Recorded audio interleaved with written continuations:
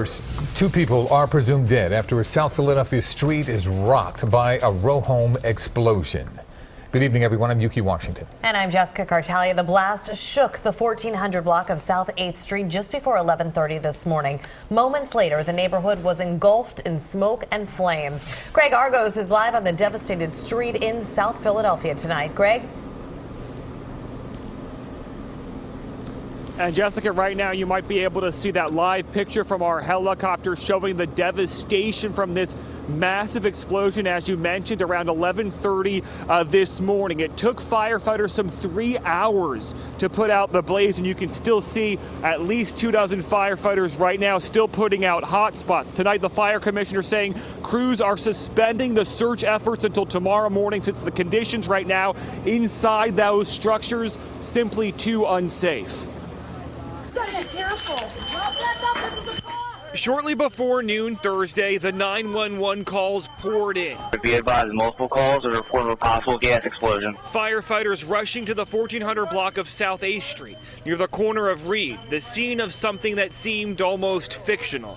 I haven't seen a movie look like this. We got a collapsed building on fire, wires down, people coming out. And those first responding firefighters spared no seconds trying to rescue two people trapped inside those row homes. They literally dove into a flame front from a gas-fed fire in the middle of a triple building collapse. Unfortunately, Fire Commissioner Adam Thiel says firefighters were not able to remove the two people trapped. Both are presumed dead. Our hearts go out to the people who are missing their loved ones. This is a real punch in the gut for our folks who, got in on those first driving companies and really thought they were going to be able to make a rescue and truly risk their lives to try to do that. Investigators have not determined what caused the explosion, which collapsed 3 homes into piles of rubble.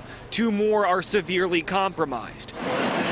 The blast blowing out windows several blocks away and knocking over residents in their own houses. At one point, more than 60 people were evacuated. I heard about it this morning and I didn't know if it was my house. Sharon Casey lives directly across the street. She had just returned from a trip to find her neighborhood turned upside down. The Office of Emergency Management and Red Cross using SEPTA buses as temporary shelters. Casey just glad to have family nearby. I'm probably going to go back to my sister's because I don't know what the time frame is when they're going to let people in. And Ukee, Jessica, just an incredible scene back here live. Firefighters now some 12 hours or so after this initial blast still on scene. They will be here throughout the entire night. We're also told there is some heavy machinery that has been brought in. That is to help extradite or remove some of the debris that collapsed in these structures. We're told, though, that a sinkhole is forming underneath South 8th Street here. That sinkhole will have to be repaired before that heavy machinery can be brought out tomorrow morning.